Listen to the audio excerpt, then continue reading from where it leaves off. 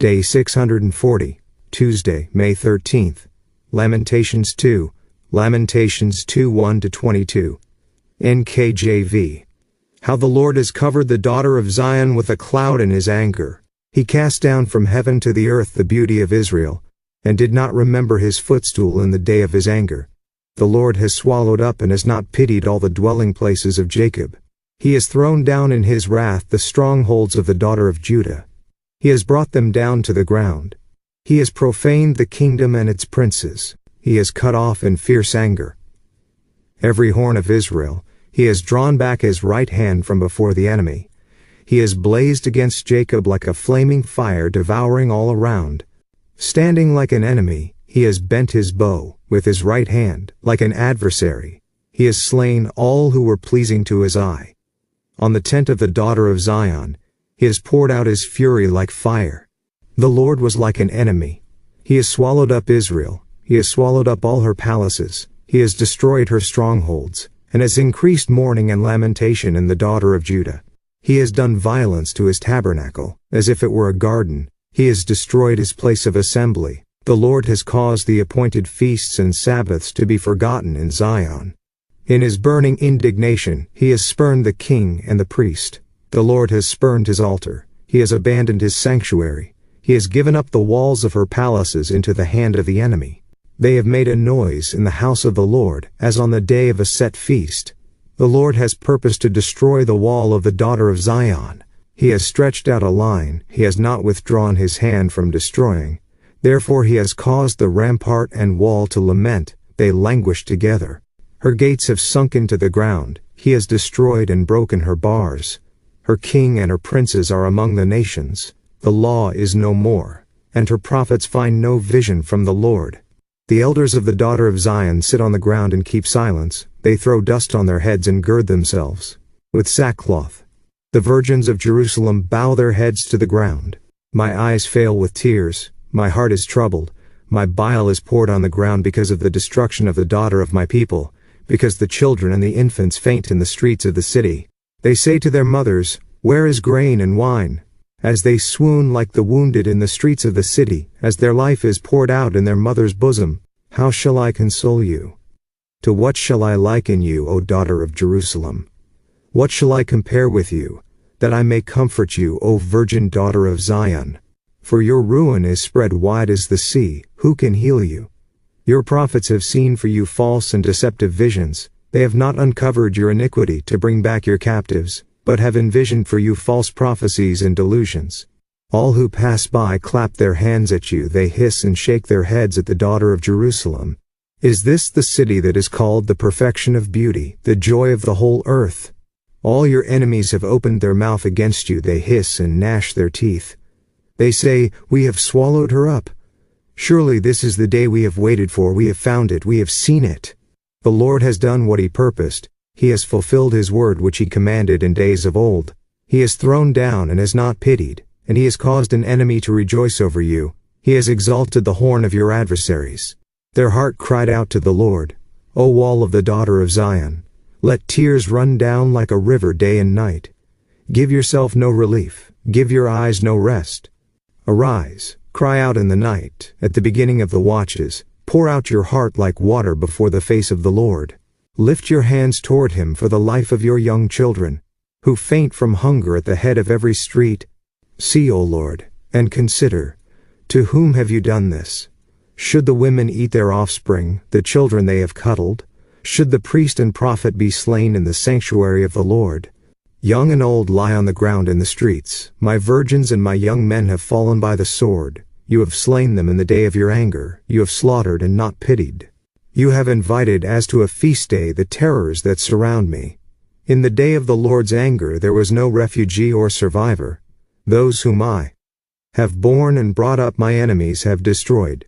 Daily Deep Dive, the UCG reading plan states, Thechi 2 Dirge 2 1-22, emphasizes the destruction God caused. In unleashing his anger on the holy city, a grimly determined God has laid Zion waste, rejecting his city and its temple VV 1-9. In utter agony, Zion's proud inhabitants have crumpled to the ground. They are terrified, tormented, and stunned. shattered by the events which have at last revealed the futility of false prophets' reassurances. God has done as he promised and planned. VV 10-17. The writer calls his people to prayer. VV 18-19. And they cry out, describing their condition in pitiful terms, and acknowledging God as the cause of their pain. VV 20-22. Bible Reader's Companion, chapters 1-3 summary. This is a bold reminder of the fact that God desires worship that comes from a converted heart, not that which comes from ritual or a building. Even ritual he instituted, and a building he blessed. In verse 2 we see that destruction has come on all the dwelling places of Jacob, including but not limited to the strongholds of the daughter of Judah. Verse 3 shows God having cut off every horn of Israel, the horn being a symbol of strength and power. God has blazed against Jacob like a flaming fire. As noted previously, the book of Lamentations concerns not only what happened to ancient Judah, but also what will befall both Judah and Israel in the end time. This is startling to consider when one realizes it encompasses the most powerful nations of the past 200 years, the former British Empire, and the present superpower of the United States. The beginning of verse 6 is perhaps better translated, "He has done violence to his tabernacle, as if it were that of a garden." That is, as Jamieson, Fawcett, and Brown's commentary quotes. Calvin in its verse 6, his tabernacle, i.e. temple, as one would take away the temporary cottage or booth of a garden.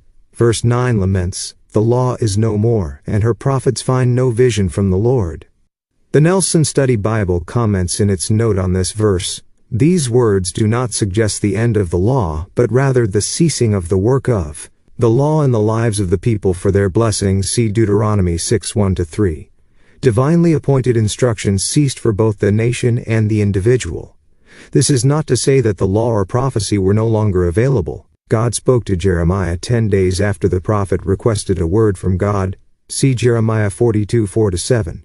Furthermore, Ezekiel and Daniel prophesied during the 70 years of the exile. In Lamentations 2:11 we see the writer of the book, again probably Jeremiah, with eyes swollen shut from weeping over what is happening to his people. As a true servant of God who cares deeply for the people he is sent to minister to, he is sick with grief to the point of vomiting. And yet this sense of overwhelming grief may not just be the mindset of the book's writer, as it is inspired by the ultimate author, God himself. God does not miss anything, not the cries of infants or their mothers. He is afflicted when his people are afflicted. As Isaiah 63:9 makes clear, in all their affliction he was afflicted. Indeed, as we will see in the next chapter, he does not afflict willingly. 3:33. So why does he persist in the affliction? Besides being just and fair, God knows the punishment is totally necessary.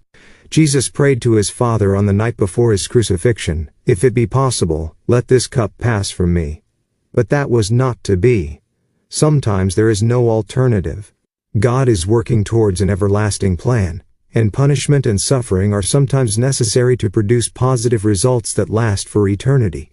The destruction and suffering of Israel is a lesson that all mankind can and will benefit from.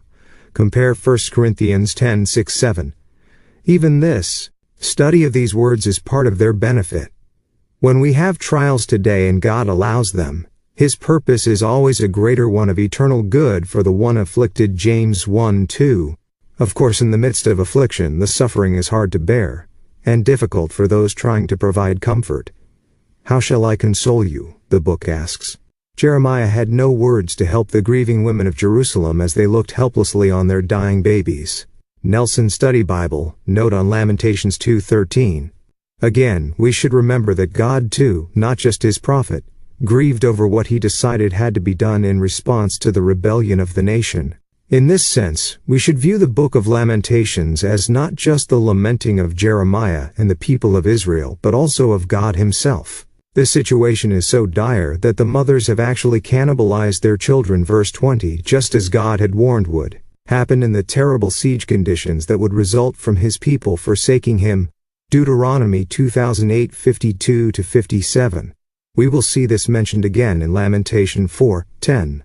This horrifying act had been perpetrated in past siege conditions. See 2 Kings 6:28-29. And as shocking as it is to contemplate, it will yet happen again at the end of the age. This is a sobering picture of where disobedience leads. May we learn the lesson, and avoid the consequences, as we approach the terrible times that lie just ahead of us all.